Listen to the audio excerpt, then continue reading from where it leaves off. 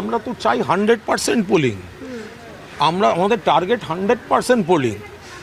মানুষ যত ভোট দেবেন তত বড় জয় হবে। এসআইআর বহু বছর আগে হয়েছিল, সেই 2001-2।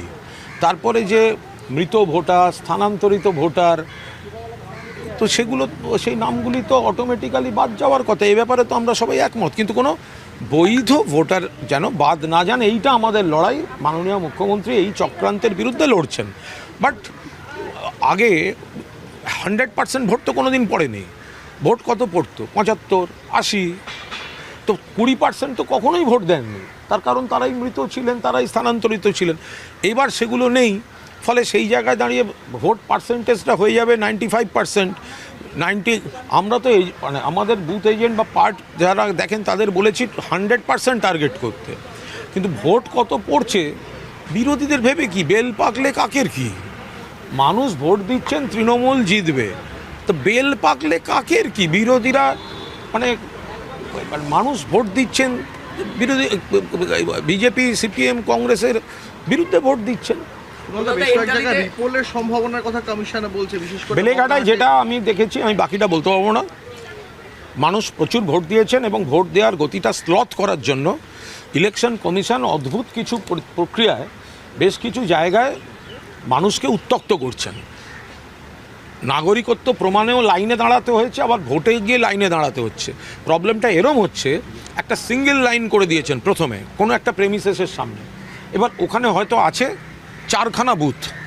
এবার দেখা যাচ্ছে দুটো বুথের লোক বেশি, দুটো বুথে ভেতরে হয়তো ফাঁকা, কিন্তু সেই ফাঁকার ভদ্রলোককেও, ভোটারকেও মেন লাইনের 100তম জায়গায় দাঁড়িয়ে থাকতে হচ্ছে। অর্থাৎ প্রথমেই বুথভিত্তিক ভোটটাকে লাইনটাকে ভাগ করে দেওয়া উচিত। সেইটা ইলেকশন কমিশন করেনি, সেন্ট্রাল ফোর্স করতে দিচ্ছে না। ফলে বেশ কিছু এলাকায় একটা দীর্ঘ লাইন, মানুষ ভোট দিতে গিয়ে হয়রান হয়েছেন। বয়স্ক, অসুস্থ অনেকে ভোট দিয়েছেন, কিন্তু আবার অনেকে ফিরে গিয়েছেন, তাদের আবার আনার ব্যবস্থা করতে হচ্ছে। এই পরিকল্পিতভাবে যেখানে জানে বেলেঘাটায় গোহারা হারবে ওরা, এই মানুষকে হয়রান করার জন্য কিছু কিছু, সব জায়গা বলবো না, কিছু কিছু স্কুল বা পোলিং সেন্টার, সেখানে মানুষকে হয়রানি করার জন্য প্রথম লাইনটা সিঙ্গেল লাইন, তারপর বিএলও, তারপর বুথের লাইন করেছে। যেখানে প্রথম থেকে যদি বুথভিত্তিক লাইন হয়, ভেতরে একটা বুথ ফাঁকা, প্রিসাইডিং অফিসার বসে, কিন্তু সেখানে যিনি ভোট দেবেন তিনি হয়তো মেন লাইনের 100তম ব্যক্তি দাঁড়িয়ে আছেন। ফলে আমরা বলে বলে সেই জায়গাটাকে যতটা সম্ভব ক্লিয়ার করছি। শান্তিতে ভোট 2021 সালেও হয়েছে। আপনি যদি খোঁজ নিয়ে দেখেন তাহলে দেখবেন 2021-এও কিন্তু রিপোলের গল্প ছিল না। 2021-এও ভোটের পর বিজেপি বলেছিল আপকিবার 200 পার আমরা আসছি। যাবতীয় ওদের অসহায়ের আর্তনাদ শুরু হয়েছে রেজাল্ট বেরোবার পর, কাউন্টিংয়ের পর। তো সুতরাং ভোট তো আগেও শান্তিতে হয়েছে।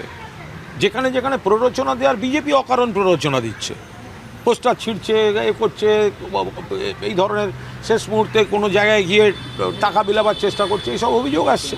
তাতে কিছু এসে যায়। এই কথা সূত্র ধরেই বলি, সকালেই দেখা গিয়েছিল শ্যামপুকুর বিধানসভার একটি ভোটে একই ঘটনা ঘটেছে, যেখানে বিজেপির উপর অভিযোগ করা হচ্ছে তৃণমূলের যে ফ্ল্যাগ ছুঁয়ে দেওয়ার। এন্টালিতে প্রিয়াঙ্কা ত্রিপুরা এজেন্টকে মারধর করছে। না না, যারা হারছে, যারা জানে হারছে, আমরা জানি জিতছি, ফলে আমরা শান্তিপূর্ণ ভোট চাইছি। ভোটের পরেও শান্তি রাখতে হবে। যারা জানে হারছে, একটা আক্রোশ কাজ করেন, আমি বুঝতে পারছি হারছি, ফলে একটা হতাশা, রাগ, খেঁকি ভাব এসে যায়। তখন নানা রকম ধরনের একটা এখানে আমচে খামচে বেড়ানো, নানা রকম এই বিজেপি, সিপিএম, কংগ্রেস, এদের এইসব দেখা যাচ্ছে। এইগুলো ভোটের বিজেপি প্রার্থী তিনি ভোট গ্রহণ কেন্দ্রে গিয়ে বুথের মধ্যে গিয়ে বোরখা তুলে পরীক্ষা করছেন যে সেখানকার ভোটার। আচ্ছা, কি পেলেন? মানুষকে অপমান করে কি পেলেন? তারপর আপনাদের ইলেকশন কমিশন তো এসআইআর করেছে, আপনাদের বিএলওরা তো বসে আছে। এরপরে আমি তো এই ধরনের মানে কোনো আচরণ আমি কেন করবো? আমার যদি কাউকে সন্দেহও হয় তো তার জন্য আরও কেউ আছে, আমি কাউকে বলবো যে দেখুন এটা একটু চেক করুন আর একবার। তো ফলে এই ধরনের আক্রোশ, এটা তো চরম হতাশা থেকে, আমি বললাম না যে এই বিষয়টা হচ্ছে একটা বিজেপি, কংগ্রেস, সিপিএম এরা জানে যে এরা গোহারা হারছে। লেফট আর কংগ্রেস খুব ভালো লড়ছে নোটার সঙ্গে। আর হ্যাঁ, সিপিএমের কোনো টেনশান নেই, জেতার কোনো চান্স নাই, জেতার চেষ্টা বৃথা তাই।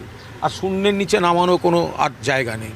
বলে মন দিয়ে ঘুরে বেড়াচ্ছে, ডিস্টার্ব করে বেড়াচ্ছে, তৃণমূলকে গালাগালি করে বেড়াচ্ছে, যদি নিজের নাক কেটে পরের যাত্রাভঙ্গ খানিকটা করা যায়, এতে কি এসে যায়? মানুষ সবটা বোঝে। একজন সেন্ট্রাল ফোর্স তো আমার প্রার্থী পদের কার্ড দেখার পরও জিজ্ঞেস করলেন আমাকে किस पार्टी का। আমি বললাম आपका क्या कैंडिडेट कार्ड है, आप अलाउ कीजिए, किस पार्टी का क्या, बीजेपी देखने से दिल खुश हो जाता। तो আমি জিজ্ঞেস করলাম তাকে आपका घर में लक्ष्मी भंडार है, बोले वो मेरा नहीं मालूम।